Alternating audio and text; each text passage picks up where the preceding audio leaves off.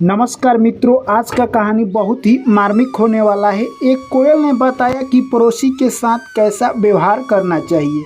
आखिर कोयल ऐसी ज्ञान दे गई जिसकी ज्ञान की बदौलत मनुष्य उस ऊंचाइयों पर पहुंच सकता है जिसके लिए वो दिन रात मेहनत कर रहा है। तो सभी साथियों, दर्शकगण एवं भाई एवं बहन से मेरी हाथ जोड़कर गुजारिश है, कहानी को पूरा सुनना और चैनल पर पहली बार आए हैं तो चैनल को सब्सक्राइब कर लेना। चलिए दोस्तों, कहानी को शुरू करते हैं। एक छोटी सी कोयल थी जो कि एक बरगद के पेड़ पर रहा करती थी।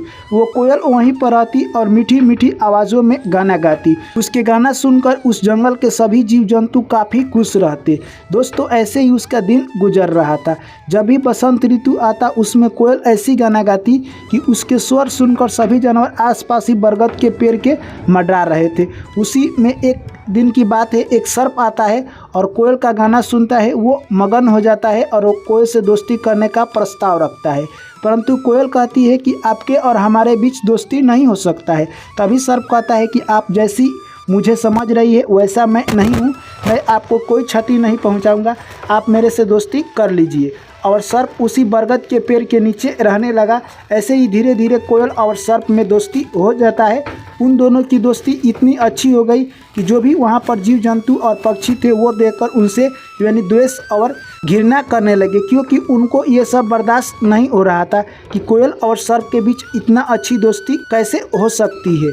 ऐसे ही उन लोगों की ज़िंदगी बीत रही थी। कोयल ने अंडे दिए और अंडे देकर वो अब डेली दाना चुगने के लिए गांव में जाया करती थी। यह सब देखकर एक सियार को मन में लालच आ गया और सियार सोचने लगा कि कोयल इतना सुंदर गाती है तो इसका मांस कितना सुंदर लगेगा, यानी इसका मांस खाने में बहुत अच्छा लगेगा।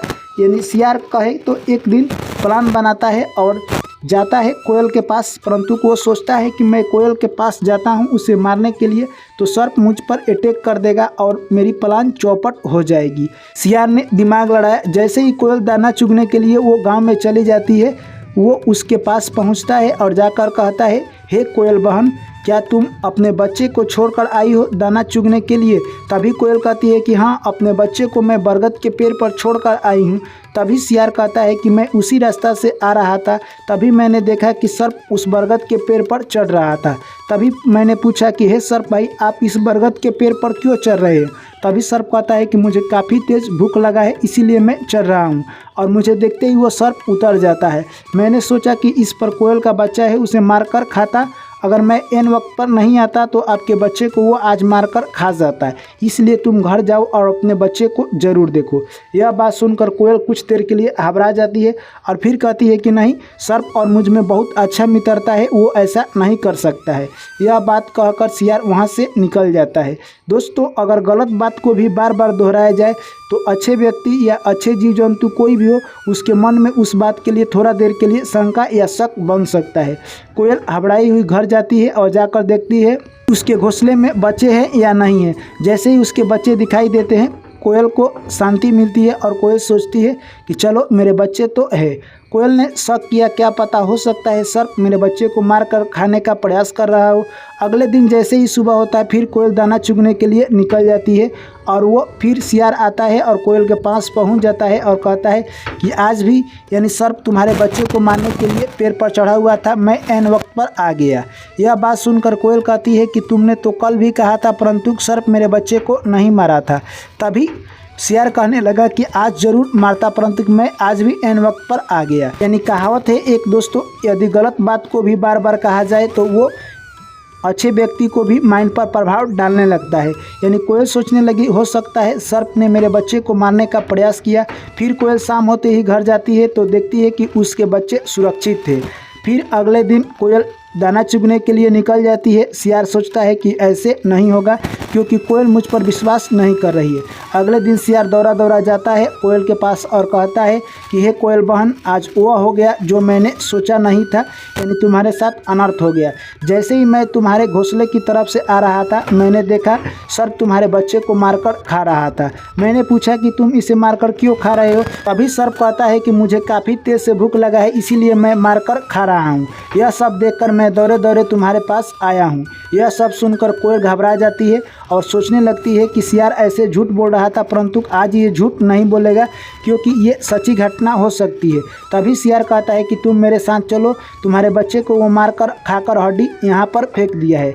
कोयल को कहे तो सियार एक घना जंगल में ले जाता है और एक झाड़ी में ले जाता है और कहता है कि देखो तुम्हारे यहीं बच्चे को वो मारकर फेंक दिया है।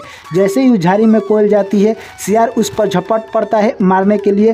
कोयल कहे तो जैसे तैसे जान बचाकर वहाँ से भाग जाती है और कोयल समझ जाती है कि सियार यानी कहे तो हमारी जान लेना चाहता था। और कोयल डायरेक्ट कहे तो अपने घोंसले में जाती है और जाकर देखती है तो उसके बच्चे सुरक्षित थे।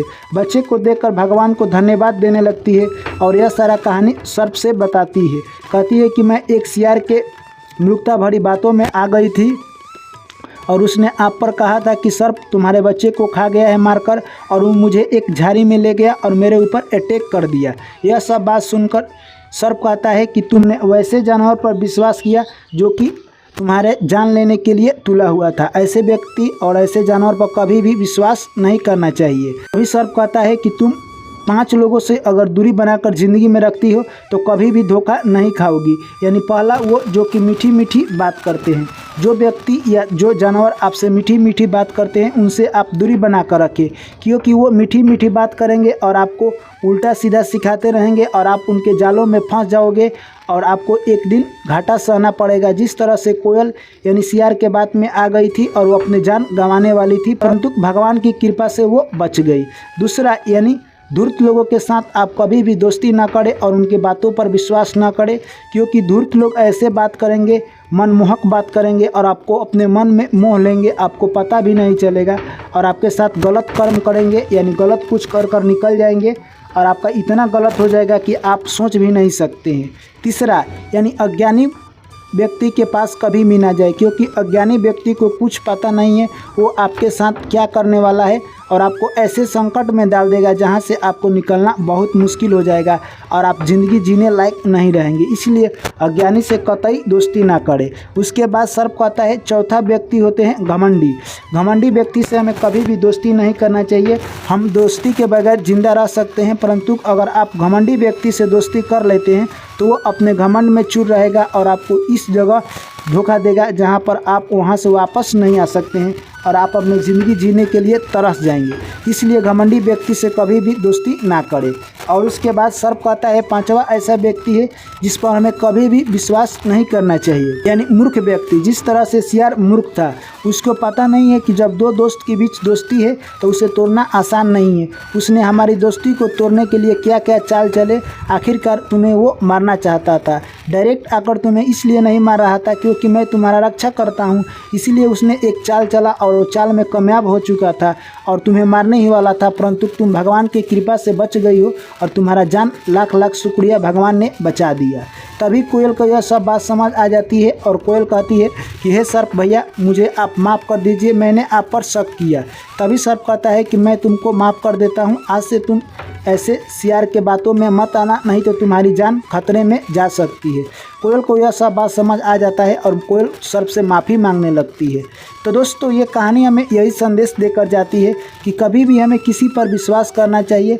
जिस पर विश्वास होता है वही धोखा देते हैं, इसलिए हमें कभी भी आंख मूंद कर किसी पर विश्वास नहीं करना चाहिए और आपने जिस पर विश्वास किया है उस पर आपको जल्दी से शक भी नहीं करना चाहिए और दूसरे व्यक्ति के बातों पर आपको इतना जल्दी विश्वास भी नहीं करना चाहिए।